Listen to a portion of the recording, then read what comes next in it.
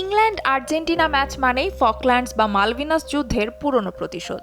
Football ইতিহাসে এই ধারণা খুবই প্রচলিত, কিন্তু এই শত্রুতার প্রথম বড় ধাক্কাটি লেগেছিল যুদ্ধেরও 16 বছর আগে, এমন একটি ম্যাচে যেখানে রেফারি আর্জেন্টিনার অধিনায়কের কথাই বুঝতেন না।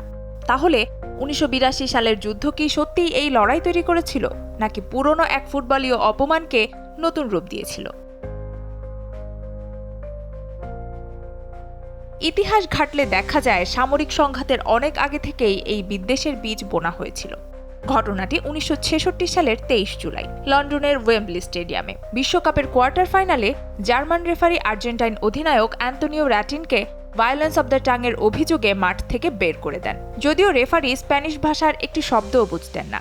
এই সিদ্ধান্ত আর্জেন্টিনায় শতাব্দীর শ্রেষ্ঠ চুরি হিসেবে পরিচিতি পায়। মাঠ ছাড়ার সময় র্যাটিন রাগে ব্রিটিশ কর্নার ফ্ল্যাগ দুমড়ে মুচড়ে দেন এবং রাজকীয় গালিচায় বসে পড়েন। ব্রিটিশ সংবাদ মাধ্যম একে অখেলোয়াড় সুলভ আচরণ হিসেবে বর্ণনা করে। ইংল্যান্ডের ম্যানেজার স্যার আলফ রামসে আর্জেন্টাইন খেলোয়াড়দের জানোয়ার বা অ্যানিমালস বলে আখ্যায়িত করেন এবং জার্সি বদল করতেও নিষেধ করেন। রামসের এই শব্দচয়ন আর্জেন্টাইনদের মনে অপমানের জন্ম দেয়। এরপর আসে 1982 সালের সামরিক সংঘাত। এপ্রিল থেকে জুন পর্যন্ত চলা ফকল্যান্ডস যুদ্ধে 649 জন আর্জেন্টাইন এবং 255 জন ব্রিটিশ সেনা মারা যান। এর মধ্যে বড় ঘটনা ছিল জেনারেল বেলেগ্রানো জাহাজ ডুবিয়ে দেওয়া, যেখানে 323 জন আর্জেন্টাইনের মৃত্যু হয়। নিরাপদ সীমানার বাইরে থাকার পরও জাহাজটিতে ব্রিটিশ সাবমেরিন হামলা চালায়। আর্জেন্টিনার রাজনীতিতে এই হামলাকে অন্যায় যুদ্ধাপরাধ হিসেবে দাবি করা হয়। অন্যদিকে ব্রিটিশ সরকারের দাবি ছিল জাহাজটি তাদের বাহিনীর জন্য বিপদ তৈরি করেছিল। যুদ্ধের এই প্রাণহানি ও ক্ষতি দুই দেশের মানুষের মনে ও রাজনীতিতে ভিন্নভাবে জায়গা করে নেয়।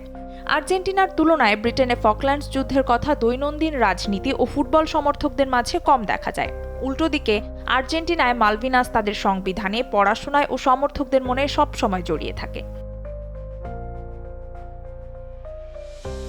এই পটভূমিতে আসে 1986 সালের 22 জুন মেক্সিকো সিটির আজটেকা স্টেডিয়ামে সেই কোয়ার্টার ফাইনাল।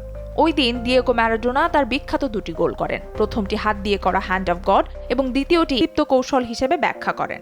কিছু সমর্থক একে ব্রিটিশ শক্তির কাছ থেকে কিছু ছিনিয়ে নেওয়ার আনন্দ হিসেবেও দেখেন। উল্টো দিকে ব্রিটিশ সংবাদ মাধ্যম ও বিশ্লেষকদের কাছে এটি ছিল খেলার নিয়মের প্রতি চরম বেইমানি।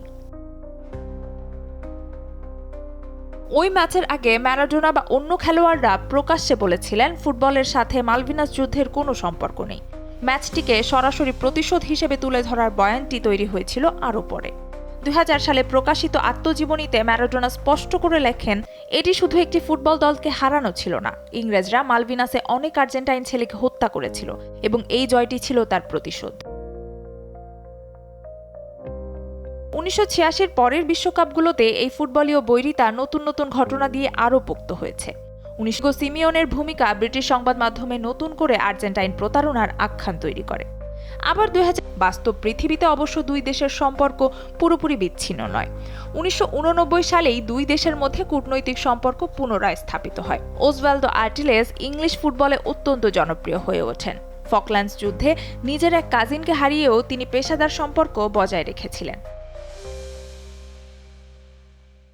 তবে এই দ্বীপের মালিকানা নিয়ে রাজনৈতিক লড়াই এখনও মেটেনি। এখনও আর্জেন্টিনার পররাষ্ট্রমন্ত্রী পাবলো কুইরিনো সরাসরি ফকল্যান্ডসকে একটি দখলদারিত্ব বলে উল্লেখ করেন। ঠিক এই রাজনৈতিক ও ঐতিহাসিক আবহের মধ্যেই এবং 1966 সালের সেই ম্যাচের আর্জেন্টাইন অধিনায়ক অ্যান্তোনিও র্যাটিনের মৃত্যুর মাত্র কয়েকদিন পর হতে যাচ্ছে 2026 সালের সেমিফাইনাল। আটলান্টায় যখন খেলা শুরু হবে তখন মাঠে থাকা পেশাদার খেলোয়াড়রা হয়তো খেলবেন কেবল ফাইনালে ওঠার জন্যই, কিন্তু এই 90 মিনিট সাধারণ মানুষের কাছে শুধু আজকের লড়াই নয়। ইংলিশ সমর্থকদের কাছে ফিরে আসতে পারে পুরনো ফুটবলীয় চাতুরির স্মৃতি, আর আর্জেন্টাইন সমর্থকদের কাছে ফিরে আসতে পারে 1966 সালের